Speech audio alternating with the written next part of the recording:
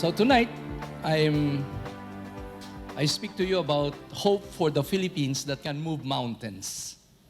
And I just arrived from a 9-city tour of the United States. It is the Philippines Rising Social Business Roadshow. And together with me were 3 Europeans. One of them is Fabian. He's here from France. No? And we traveled from LA to Chicago, to New York, Boston, etc. And we were invited by Google and Cisco to Silicon Valley. And the Global Philanthropy Forum invited me to speak in Washington, D.C. with Tony Blair. And it was just, for me, an overwhelming affirmation that truly hope for the Philippines can move mountains. Because from being the sick man of Asia in 2003, when we started Gawad Kalinga, I go back, I was in the United States to just to be the radical optimist that would encourage Filipino Americans and friends of the Philippines in the United States to really hope for this country, not to lose hope for the Philippines. And I went back to them for 2.5 weeks in 9 cities just to talk to them about the exciting affirmation from Bloomberg that the Philippines is now the 2nd fastest rising economy in the world. And what to me was not really surprising was that everywhere I went, from Harvard to Yale and to other places, and where I met Filipinos, when I asked them, did you know, because they were all fixed on the Pacquiao fight, but did you know that the Philippines is the 2nd fastest rising economy in the world?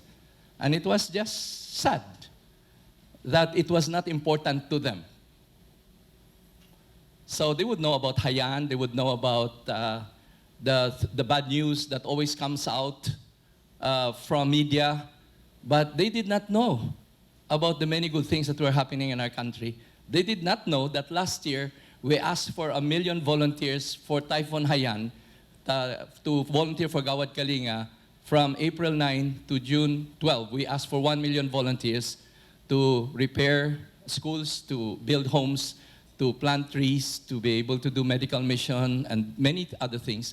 And we were able to receive 1.7 million volunteers in our Bayani Challenge.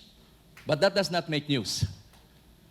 And so, again, I'm just going to tell you about the power of hope for the poorest Filipino, because that is where we draw our hope. That if we raise the base of the pyramid, the bottom of the pyramid up, everything will go up. Because all of this economic growth, sadly will just fall in the hands of a few if we do not do a simultaneous effort to really restore the capacity of the poorest Filipinos.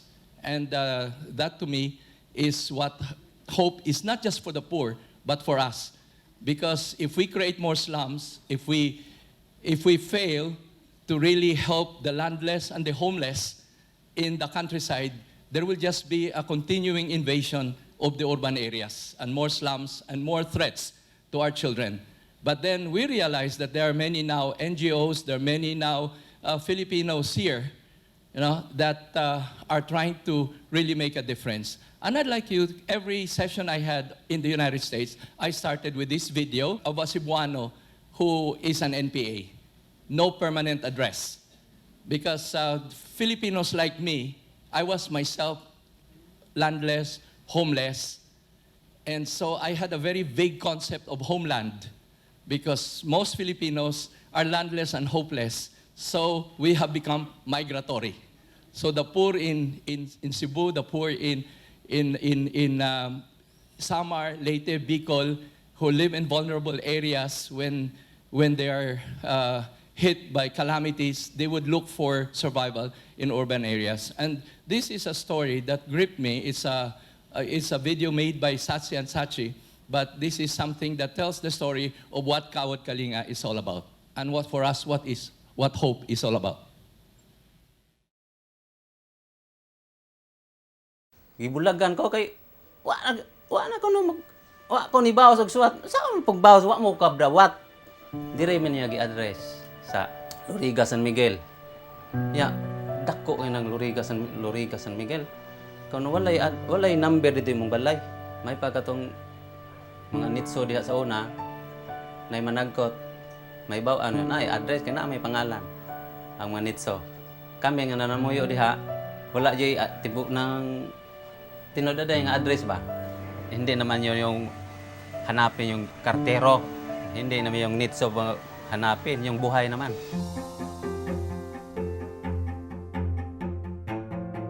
Itong una kami nagpuyo sa ibabaw sa nitso.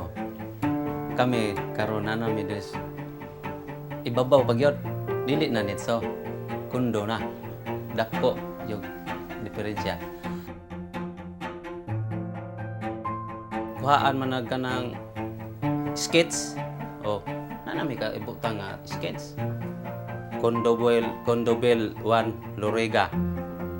Di pangalan Diyos Coro si Panso. Di na may magnuna na unsa na ron dito atong mga butang. Gikawat na ron dili na kay safety naman. Ngayon ang sulat ko pinatimbang ko na kay baka makita yung sa asawa ko din. Aawayan ako. Saan na to galing? Oo. Yung kasintahan mo noon. Ha?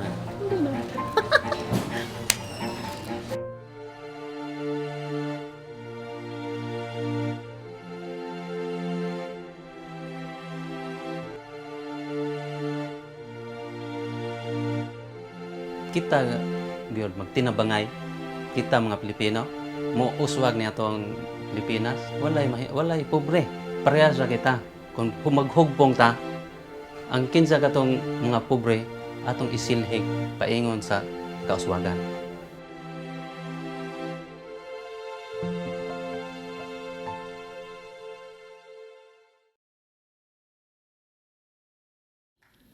Not just for the poor, but for us who are privileged with the best education, with the best jobs. We will have no quality of life. Our children will have no future in this country because our streets will not be safe. And they will have to look for jobs elsewhere if we continue to be a country of job seekers and not a country of producers and wealth creators. And so this hope for me started as a father. I was worried about the 4 children I had then. What future did they have? We already had an incident when an akyat bahay entered our home at 4 o'clock in the morning, and it's very difficult to feel so violated. And a good thing that we were not harmed. But the following day, we found out that these people came from the nearby squatters community.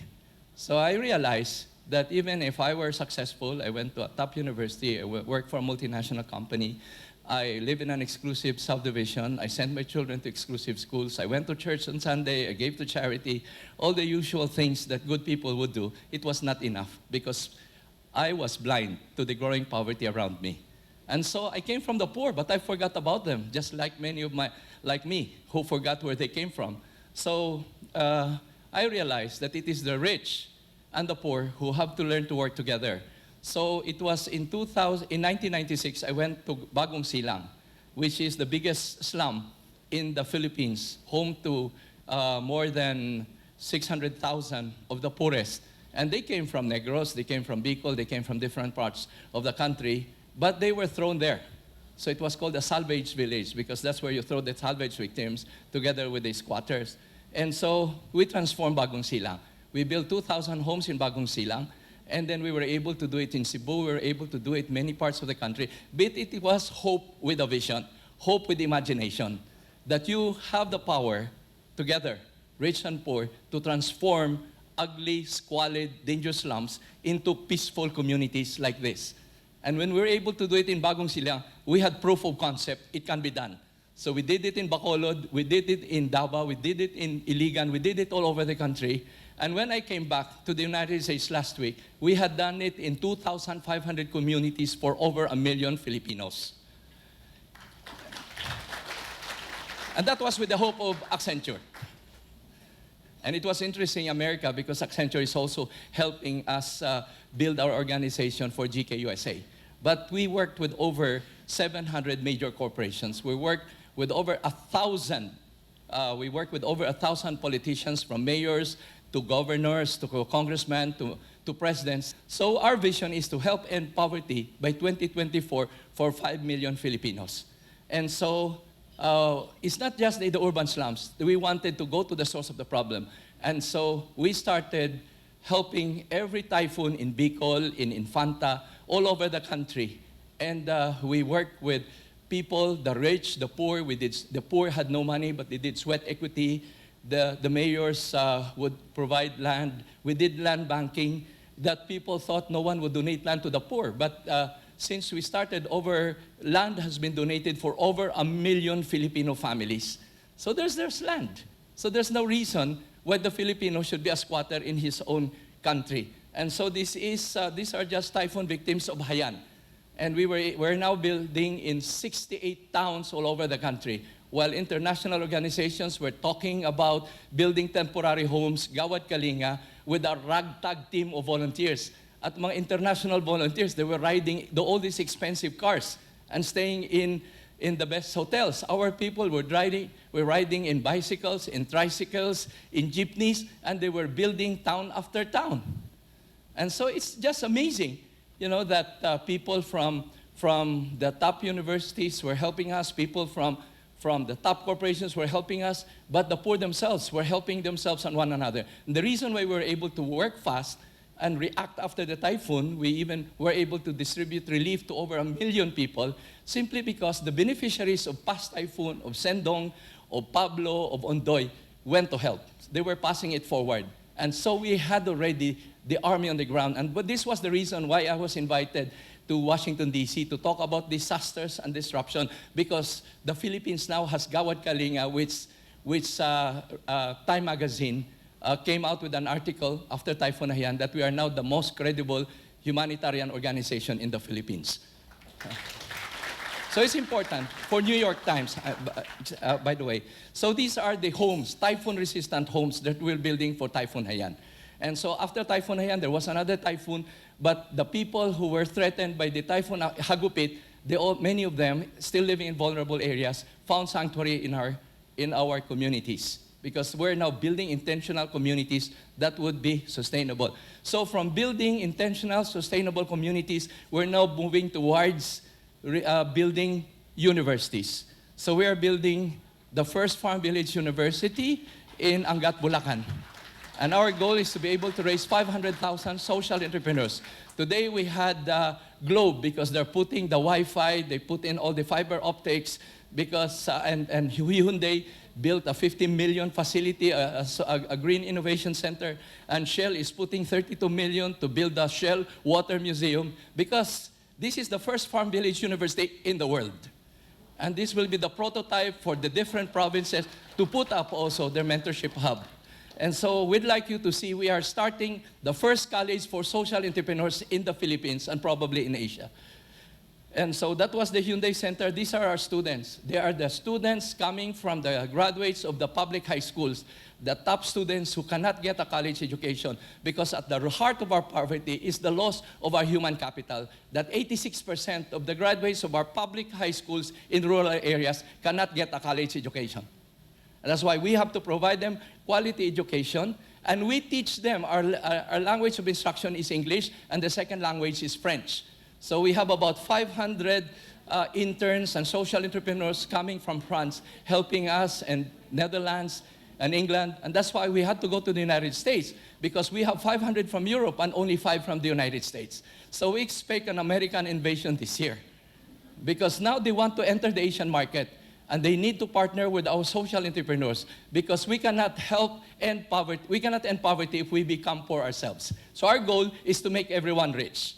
So if the people from Ateneo, from La Salle, from UP, from the top universities will only go to the countryside and use their genius to create wealth, and will partner them with foreign partners, then we can now create a bridge between the European market and the Asian market, a bridge between the American market and the Asian market, with the Philippines as the gateway to Asia.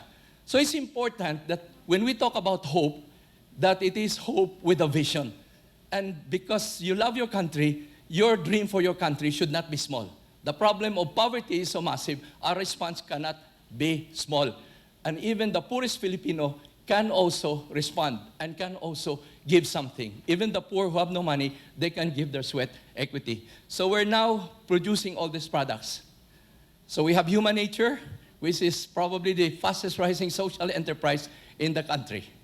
And so we are challenging L'Oreal and Body Shop and Lancome because the Filipino should not be second class, because we are world class. So our goal is to produce world-class products that will be patronized by Filipinos. And so we were in the US also to open the branches for Human Nature across the United States. And next week, this Friday, I'm flying to France because we're doing also a lot of advocacy work in France. And the following week when I come back, I'll be flying to Australia. 5 cities are asking to know how they can be part of the Philippines as the fastest rising economy in Southeast Asia. This is now our time. This is our moment. So maybe as a way of closing, this is the best time to be Filipino. And this is the best time to believe that God did not make a mistake when He made us Filipino.